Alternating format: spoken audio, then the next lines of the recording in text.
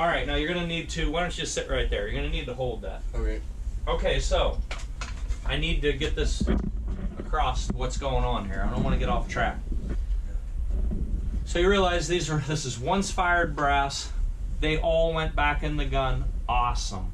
Like they fit so good. And the thing that people have to get their brain around is no matter how good this gun shoots, right now, as soon as you reload these, it's going to shoot better.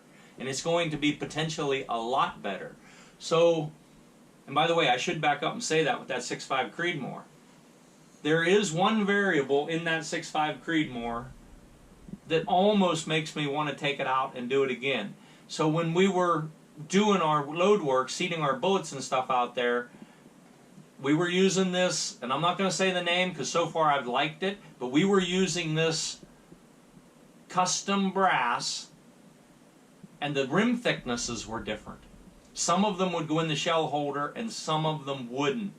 So way back in the back of my mind, right now as I'm sitting here, I'm thinking, we got one good group out of that gun, but that was with the factory ammo. When we switched to the hand loads, if anything, it was worse, which that never happens.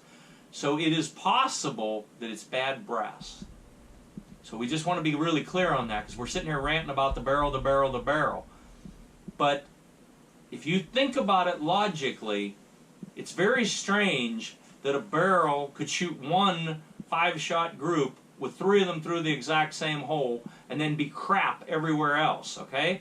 So I'm almost going to be forced to take that brass and load it again, or to take other brass and go out and shoot it one more time. Because what made me think about that is once fired brass always shoots better than new brass, always. But the thing is, there's no rule of thumb how much better. Say you have a gun that shoots 1/2 inch with new brass. It may shoot 1/4 of an inch with once fired brass if you don't mess it up. Alright, so anyways, that's just something I thought I should add into that. Because I indeed may have to go out and shoot it again.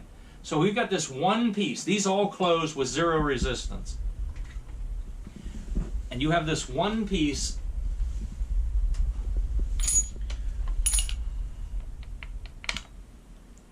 that doesn't want to close, right? And when I say doesn't want to close, there's, I mean, it's not much. All right, grab it. Okay, so hold this gun. Can I try this once? Yeah, go ahead. I just want to. It's your gun. Don't get them mixed up. I won't. I got here. That's the bad one. Where's that? This is the bad one? Yep. You just handed me. Go ahead. That's the bad one. That's the bad one. That's the good one. Okay, Yes. put the good one in first.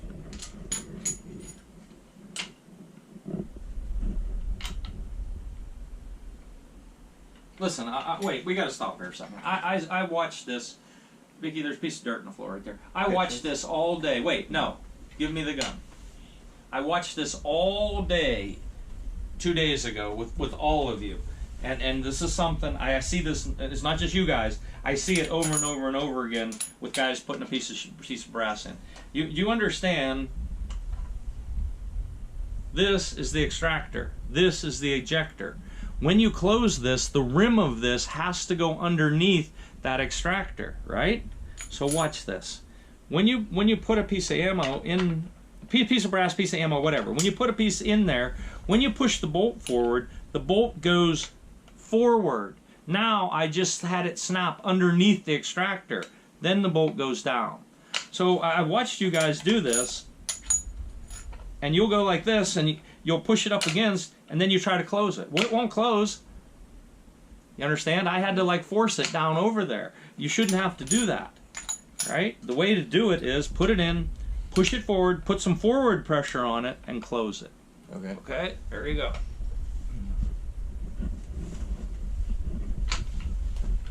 So do it again now, the right way, so you can actually feel it. Push forward and down. No resistance, right? Okay, Vicki, you need to move that camera over there. Okay, so this is the one that goes in easy.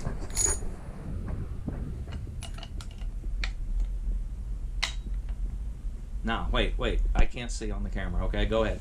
Now, obviously, there's resistance. Like what? 1 pound, 2 pound, 3 pound, whatever. And a lot. But No, it's there is not a a lot. difference. All right, There you so we need to talk about that. So here, put this one back in with the. Here, hold on. He wants to do it once too. Let me All right. feel this one, and then I'll just feel that. Okay. That way we won't get them mixed up. Okay, go ahead and move out of his way so we can get this.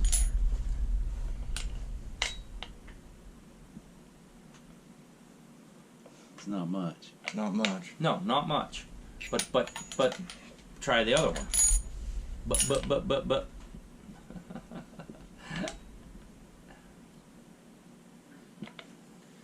That's not much either. No. No. Here, try a different one. Keep that one. That one's important. Here, yeah. that's the one with resistance. They're not bad or good. Just one has resistance, the rest don't.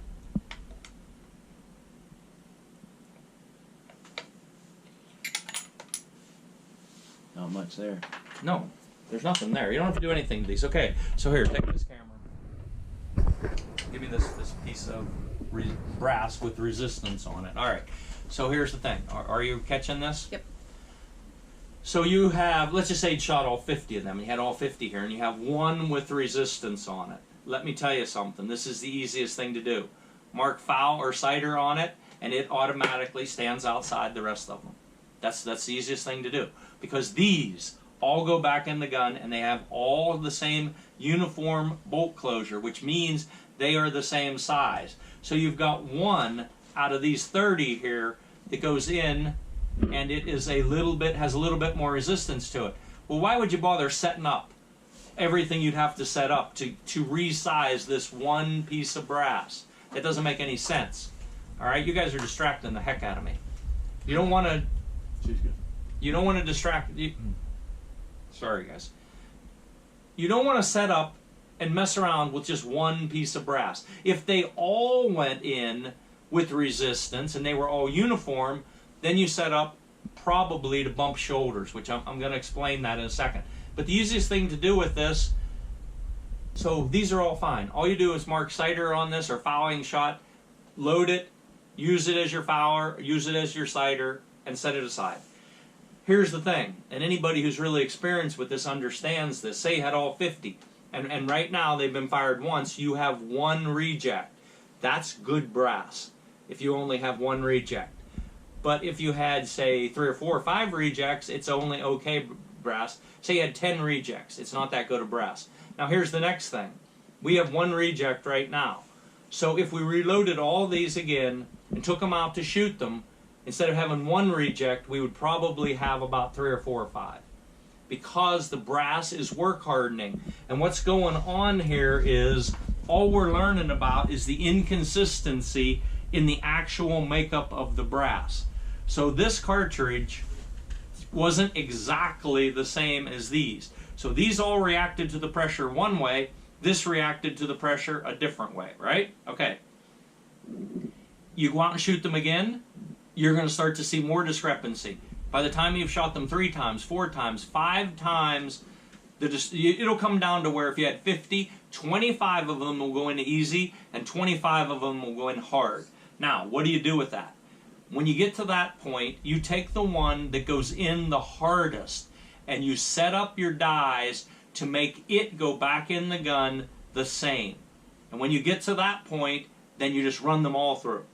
You run them all through, and they'll all be back to being uniform again. Now here's the thing.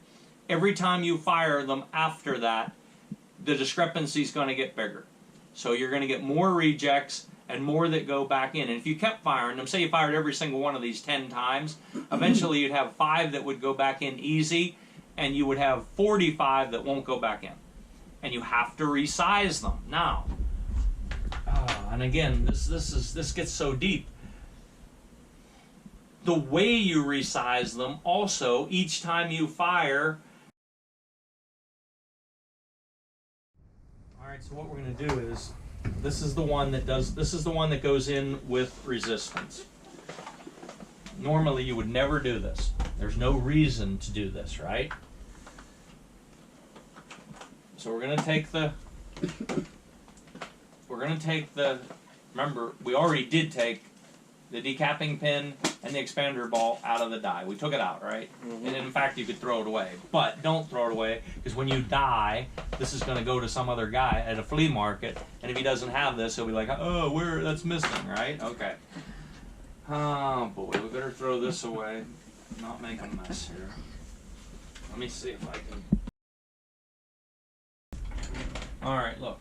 So here's the piece of brass. This is the one with resistance. Take everything out of this die. That is just a spacer. That is part of what holds this decapping pin on, right? And you can adjust it and lock it down then, right? But we need this as a spacer for the way we're going to use this die. All right? And here, this is one of the things. This is why that I quit there for a second. We're not reloading for the sake of reloading. We're not processing brass for the sake of doing it. We're trying to achieve a specific result. The specific result is to get the piece of brass to go back in the gun with little or no resistance, but at the same time doing the least amount of damage to the piece of brass that we can do. Because if we had a run-out gauge here, what you would find out is this piece of brass is perfect now, because it was fired in my chamber, which was Dave Manson's reamer, and we did it right, and it's perfect. We don't want to do damage to this, okay? So, really what I'm doing here, it's going to be difficult to show because I actually need this to go into the gun harder. You know, actually, you know what? I better show that. Let me have that gun for just a second. All right, so look here. Right? So you take one of these that we've already put in the good pile, you close it, it just drops, right? There's no resistance whatsoever. But it is not at all unusual with lesser quality brass. You got to realize this is 338 Lapua, which is actually pronounced Lapua. But it's super high quality brass. That's why we buy it. That's why we build guns on it. But it is not unusual to have all those to go in with zero pressure whatsoever, to go to put this one in and not be able to close it. In other words, what I mean is to physically put 30 pounds of pressure down on there and it not to want to close. Now there's something else here too. I'm always digressing and putting too much information in. If they all close easy, they'll all shoot into the same group. But if they all close hard, equally hard, they'll shoot into the same group. But if you shoot, say you're shooting a 10-shot group, if you shoot 5 that close easy and 5 that close hard, you'll shoot the biggest, ugliest group that the gun ever fired. Just trust me on that. Someday, maybe, I will get that on camera. It is mind-blowing. Mind-blowing to have 2 groups appear on the paper and to say it's a 10-shot group. And at the top, all the ones that closed easy shot 1/4 of an inch, a 5-shot group, and at the bottom of the target, 4 inches below, all the ones that closed hard went into a 1/4 of an inch group. It just totally blows your mind. And part of what that is it's the way that they're orienting themselves in the chamber. So the easy ones are one way, and the hard ones are a different way. And they will not shoot into the same group. Any bench rest shooter will tell you that the way that the handle closes is a predictor of the group you're going to end up shooting, and you can't mix them. All right, but back to what we're doing here. It is not at all unusual out of lesser quality brass to go out and shoot all 50 of them, run them all back in, and say 49 of them or 48 of them will win easy, and then you have one you can't close the handle. All right, that's the one that we should be teaching off of, but we don't have that. So I can't show it to you because it amazes the people. Whenever you go to close it, you can't. You come over here, you bump the shoulder 1 thou, 0.001, and the handle goes like that and just drops. And all you did was push that shoulder back 1 thou. All right, take that gun. Now I have to show you how to set that up to see it.